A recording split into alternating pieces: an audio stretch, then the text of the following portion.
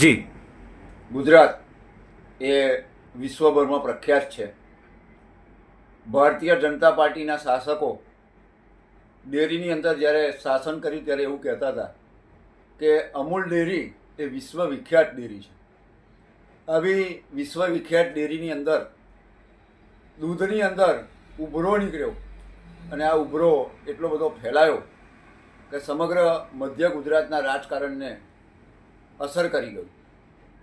કારણ ફક્ત એટલું જ હતું કે ભારતીય જનતા પાર્ટીના એક સમયના વરિષ્ઠ નેતા અને વર્ષોથી માતર વિધાનસભામાં ચૂંટાતા એવા ગુજરાતના સાવજ કહેવાતા ભાજપના નેતાઓ જેઓને ખભો થાબડતા એવા કેસરીસિંહે આ ડેરીના ભ્રષ્ટાચાર સામે અવાજ ઉઠાવ્યો અને આ અવાજનો પડઘો એટલા દૂર દૂર સુધી પડ્યો કે ભારતીય જનતા પાર્ટીએ ના છૂટકે કેસરીસિંહ સામે સસ્પેન્શનના પગલાં લેવા પડ્યા. એવા જ કેસરીસિંહ આજે ડેરી બચાવવા માટે, અમૂલ ડેરીની અંદર ચાલતા ભ્રષ્ટાચારને ઉગાડો પાડવા માટે, પશુપાલકોના હિત માટે અને આ પશુપાલકોને પોષણક્ષમ ભાવ મળે, ડેરીના પૈસા બરબાદ ન થાય તે માટે આંદોલન ચલાવી રહ્યા છે. આજે આપણે તેઓની મુલાકાતે છે ત્યારે તેઓની મુલાકાતથી આપણને ઘણું બધું જાણવા મળશે, ઘણું બધું પ્રજા સમક્ષ ખુલ્લું પડશે. આવો આપણે આજે કેસરીસિંહને મળીએ. કેસરીસિંહ નિષ્કર્ષ ન્યૂઝમાં આપનું ખૂબ ખૂબ સ્વાગત છે. કેસરીસિંહ, આપ ગુજરાતની અંદર ભારતીય જનતા પાર્ટીના વરિષ્ઠ નેતા હતા. વરિષ્ઠ નેતાના કારણે આપે ભારતીય જનતા પાર્ટીને આપના વિસ્તારમાં મજબૂત કરી, પરંતુ એ જ ભારતીય જનતા પાર્ટીએ આપણી સામે સસ્પેન્શનના પગલાં લીધા. શું કહેશો આપ?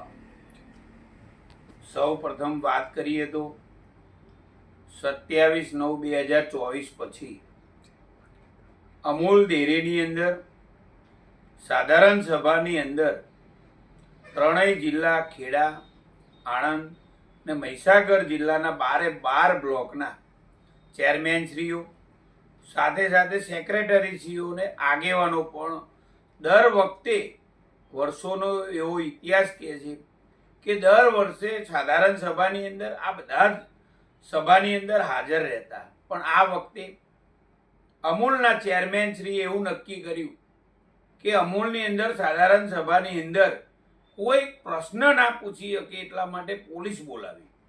પોલીસ બોલાવી એટલે અમારા બધા ચેરમેનોની એક જ માંગ હતી, અમે કોઈ ચોર, ગુંડા, લૂંટારાઓ નથી, અમે એક અમારી દૂધ મંડળીના ચેરમેન છીએ, એટલે આ તમારે પોલીસ શું કરવા બોલાવી પડી. એટલે એની અંદર વિવાદ થયો. એની અંદર વિવાદ થયા પછી ત્રણેય જિલ્લાના ચેરમેનશ્રીઓ એક જ અવાજે અમારી જે કોઈ માગણીઓ હતી એ માગણીઓ ઉપર અમે માગણી કરી. પણ એમને એક જાતની એવી બીક લાગી એટલે બોર્ડ બંધ રાખાયું. પણ બોર્ડ બંધ રાખાયું એટલે મારે કહેવું પડ્યું કે અમારી પશુપાલકોની આ 3-4 માગણીઓ છે એમ સ્વીકારો તમે. એ દિવસે એમને બોર્ડ ને એમની સાધારણ સભા એમના જે કોઈ વર્ષના કરેલા કામોનું બિલ મંજૂર કરવા માટે કોઈને કોઈ રીતે દબાવતા હતા. પણ અમે તમામ ચેરમેનો એક થઈને અમારા અવાજથી એમને એ સાધારણ સભા તો કરી, પણ કેવી કરવા ખાતર. એ દિવસથી અત્યાર સુધી અમે જેટલી વખત પણ આવેદન પત્ર આપે એના અનુસંધાને અમને એક પણ જવાબ આપતા નથી. તમે જોયું હોય તો 4 દિવસ પહેલા પણ વીરપુર ખાતે અમૂલે જે જમીન કૌભાંડ કર્યું હતું એ જમીન કૌભાંડ પણ તમામ ચેરમેનોએ સ્થળની મુલાકાત લીધી. તમે જોયું હોય તો 40,000નો ગુંડો જગ્યા આ દૂધ મંડળીના ચેરમેનોને અંધારામ રાખી આખું બોર્ડના અમુક નિમેલા ડિરેક્ટરો દ્વારા ખરીદી કરવામાં આવી. 40,000નો ગુંડો એમને 4 લાખે કરી દીધો. એટલે તમામ ચેરમેનો જાગ્યા કે દૂધ મંડળીની અંદર નફો આપતા નથી ને આટલો બધી કટકીયા કઈ રીતે કરે છે. એટલે જાગ્યા પછી એમને એવું લાગ્યું કે આ ચેરમેનો આ વખતે આપણને મત નહીં આપે.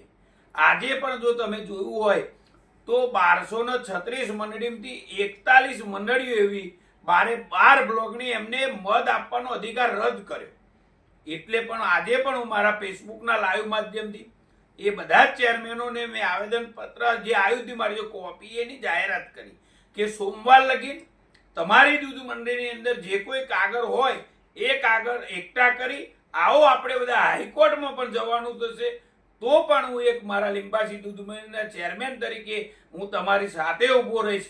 જે કોઈ વકીલ કરવાનું હશે તો પણ હું સ્વયંભૂ તમારી સાથે એનો ખર્ચો પણ હું ભોગવીશ. આવો તમારો પોતાનો મત આપવાનો અમૂલની અંદર હક છે.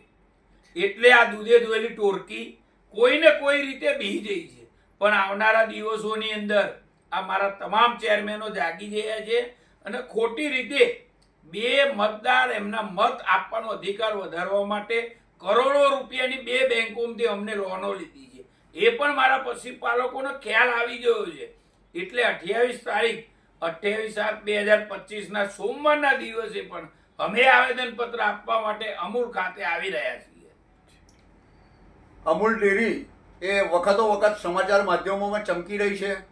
ફરી એક વખત 28 તારીખે અમૂલમાં સમરાગણ થવાનું છે અને આ સમરાગણની આગેવાની કેસરીસિંહ સોલંકી લઈ રહ્યા છે.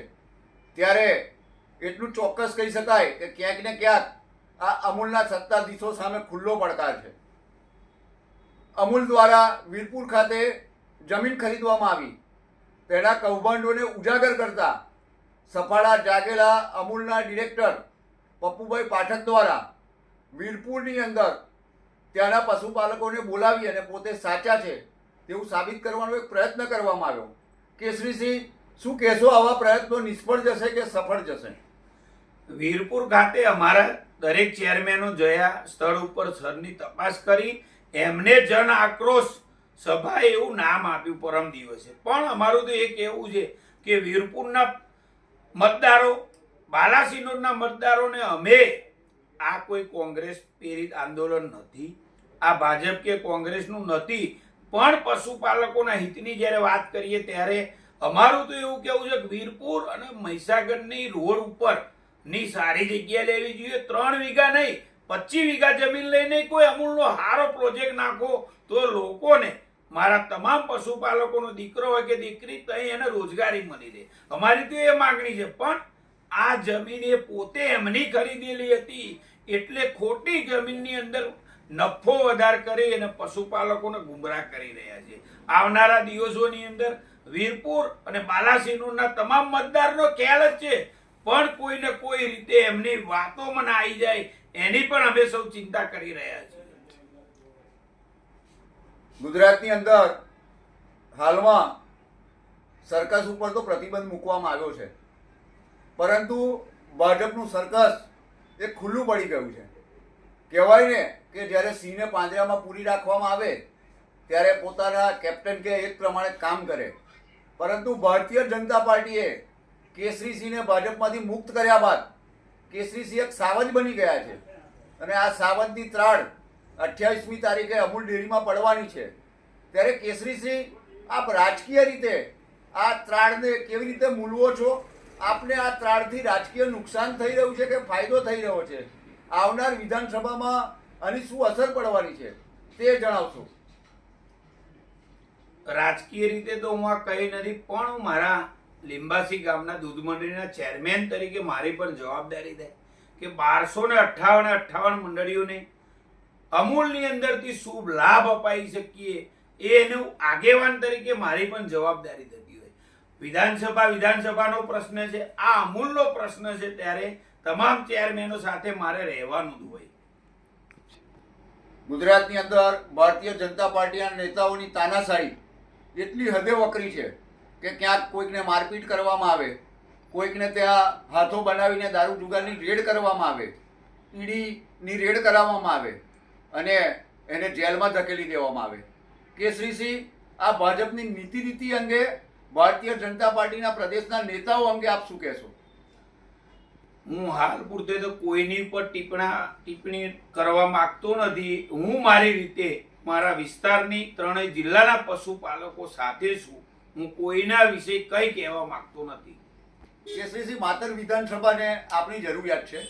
આપે માતર વિધાનસભામાં ખૂબ જ સારા કાર્યો કર્યા, એ જ કારણે માતર વિધાનસભામાં આપ પ્રખ્યાત છો. ગત વિધાનસભાની ચૂંટણીમાં આપે અગાઉ આપના ઇન્ટરવ્યુમાં જણાવ્યું છે તે પ્રમાણે માતરના ધારાસભ્ય આપના કારણે જ ચૂંટાયા છે. ત્યારે આ માતર વિધાનસભાની ચૂંટણીમાં માતરના પ્રજાજનોને યોગ્ય પ્રતિનિધિ મળે તે માટે આપ શું કરશો? માતર વિધાનસભા આપે કહ્યું એ રીતે 2022ની અંદર પણ ખભે ખભા મિલાવી તમામ મતદારોએ એક સાથે કલ્પેશભાઈને જીતાડવામાં અમે મદદ કરી છે. તે છતાંય પાર્ટીને જે કંઈ યોગ્ય લાગ્યું છે એમને કર્યું છે. પણ આવનારા દિવસોની અંદર તાલુકા જિલ્લા પંચાયત આવે છે, આપોઆપ કંઈક શું એમણે કર્યું 2.5 વર્ષમાં એ આપોઆપ બહાર આવી જશે. 39 કલાક કેસરીસિંહ આમ આદમી પાર્ટીના ઉમેદવાર ઘોષિત થયા, આમ આદમી પાર્ટીના કાર્યકર્તા ઘોષિત થયા, અને એવું તો શું બન્યું કે રાતોરાત ભારતીય જનતા પાર્ટીમાં પરત થયા. એ દિવસે એક આક્રોશ આવી ગયેલો અને તમામ મતદારો એકતા થઈને મેં નિર્ણય કરેલો, પણ એ પણ એક દિવસ પૂરતા જોડ્યા પછી બીજા દિવસ CR પાટીલ સાહેબને મળીને પણ કોઈ મારે કંઈ માંગણી નથી, પણ એક મન દુઃખ થયું હતું એના લીધે, અને એમની પણ રજૂઆત કરી કે ભાઈ ધારાસભ્યને તમે ટિકિટ કલ્પેશભાઈને આપી એના હાથે અમારે કોઈ લેવા દેવા નથી, પણ પૂર્વ ધારાસભ્ય તરીકે હું એમની સાથે હોત તો બધાને એવું લાગત કે ભાઈ બે ધારાસભ્ય હાલ અને જૂના બે જોડે છે એવું થાય, પણ એ ધારાસભ્યને પોતાનો એક અહમ હતો એટલા માટે આ બનાવ બનેલો. ગુજરાતની અંદર કેસરીસિંહની જેમ જ પશુપાલકોના હિત માટે મોડાસાની અંદર આમ આદમી પાર્ટી દ્વારા સંમેલન કરવામાં આવ્યું, દૂધ ઉત્પાદકોના હિત માટે સંમેલન કરવામાં આવ્યું. રાષ્ટ્રીય નેતાઓ અરવિંદ કેજરીવાલજી, પંજાબના મુખ્યમંત્રી ભગવત માન મોડાસામાં પધાર્યા. શું કેસરીસિંહ આ બંને નેતાઓને ખેડા જિલ્લાની અંદર, આણંદ જિલ્લાની અંદર અમૂલના પશુપાલકોને જે અન્યાય થઈ રહ્યો છે તેમાં ન્યાય અપાવવા આમંત્રણ આપવા માંગે છે કે કેમ? ના ના, એવું તો કંઈ નથી. મારી સાથે તમામ આગેવાનો છે ત્રણેય જિલ્લાના ચેરમેનોનો મને વિશ્વાસ પૂરેપૂરો છે. આવનારા દિવસોની અંદર અમે 12 સીટો ઉપર જંગી બહુમતીથી અમારા ઉમેદવાર જીતાશે, એ 100% નક્કી છે. કેસરીસિંહ, અમૂલની અંદર આપ સત્તા હસ્તગત કરશો અને આપ ચેરમેન પદે ઉમેદવારી કરશો તો સૌપ્રથમ પશુપાલકોના હિત માટે શું પગલું લેશો? ચેરમેનની વાત કરીએ તો અમારા ચૂંટાયેલા તમામ સભ્યો, ડિરેક્ટર જે કંઈ બનશે બધા જ નક્કી કરશે, એની અંદર સર્વોપરી મારો કોઈ નિર્ણય ના હોય. અમૂલ દ્વારા જે ભ્રષ્ટાચાર કરવામાં આવ્યો છે અને આ ભ્રષ્ટાચારને કારણે હમણાં જ સમાચાર મળ્યા તે પ્રમાણે 41 જેવી દૂધ મંડળીઓના મતાધિકાર રદ કરવામાં આવ્યા છે. આપની રણનીતિ આ અંગે શું હશે? એ પણ હું આજે ફેસબુકના લાઈવ માધ્યમથી 41 દૂધ મંડળીઓના સતત આજથી કોન્ટેક્ટમાં છું. સોમવાર લગી તમામ મતના અધિકાર એમને મળી રહે એટલા માટે હાઈકોર્ટ જવાનું થશે તો પણ હું મારા ખર્ચે તમામને સાથે રાખીને જઈશ. આપણી સાથે વરિષ્ઠ આગેવાન કેસરીસિંહ સોલંકી હતા અને અમૂલ આગામી 28 તારીખે સમરાગઢમાં પલટાય તેવા સંકેતો જોઈ રહ્યા છે, ત્યારે હવે જોવું એ રહ્યું કે આગામી 28 તારીખે અમૂલ દ્વારા આ રદ કરેલા મતાધિકારને ફરીથી પુનઃસ્થાપિત કરવામાં આવે છે કે હાઈકોર્ટનો આશરો લેવામાં આવે છે. જીતુભાઈ સેવક, નિષ્કર્ષ ન્યૂઝ.